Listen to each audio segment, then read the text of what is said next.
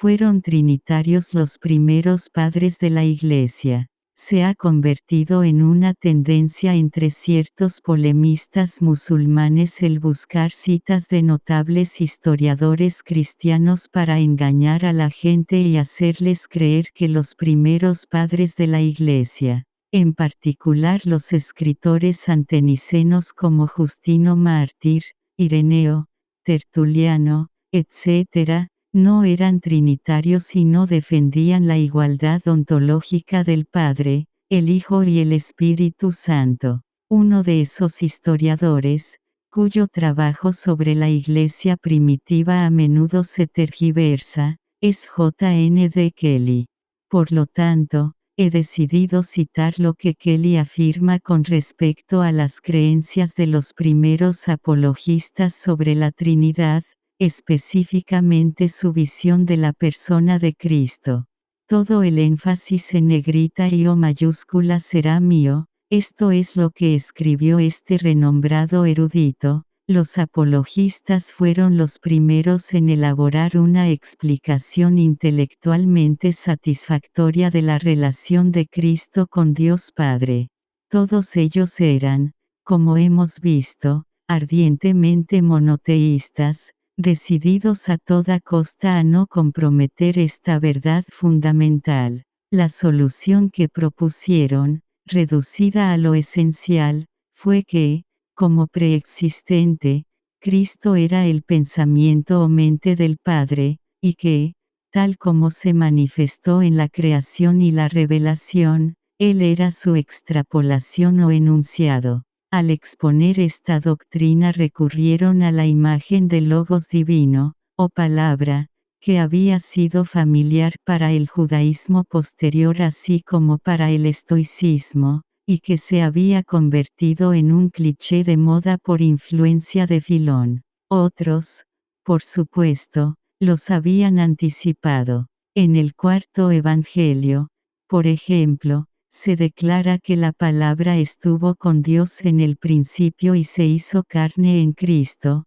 mientras que para Ignacio Cristo era la palabra del Padre que surgía del silencio. La originalidad de los apologistas, su pensamiento era más filónico que joánico.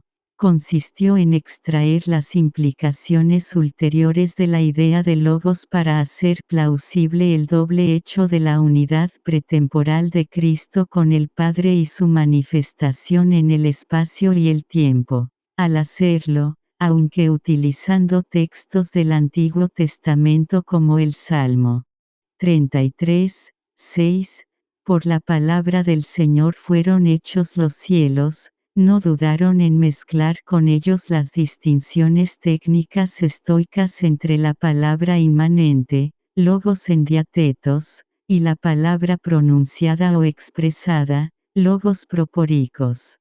Su enseñanza aparece más claramente en Justino, aunque su teología está lejos de ser sistemática. El logos, sin embargo, ahora había asumido forma y se había convertido en un hombre en Jesucristo, se había encarnado en su totalidad en él. El logos es concebido aquí como la inteligencia o pensamiento racional del Padre, pero Justino argumentó que él no solo era distinto del Padre en hombre, como la luz lo es del sol, sino que era numéricamente distinto también, kai aritmo heteron.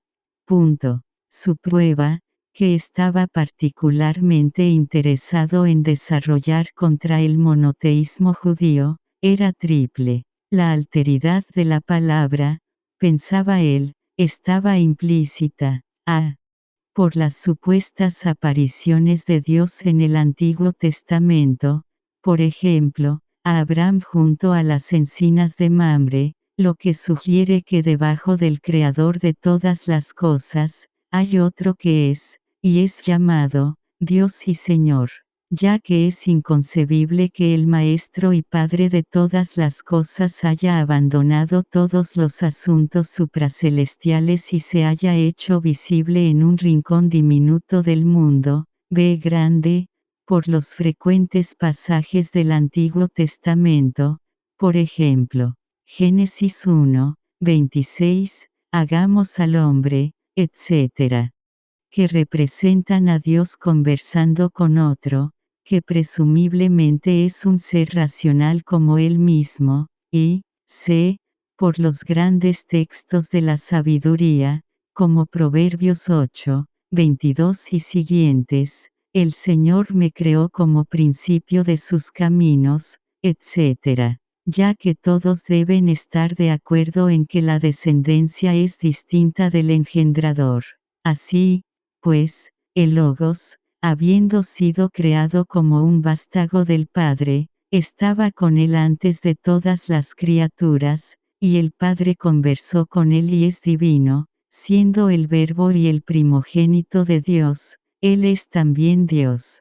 Así, pues, él es adorable, él es Dios, y adoramos y amamos, después de Dios, al Logos derivado del Dios increado e inefable, puesto que por nosotros se hizo hombre.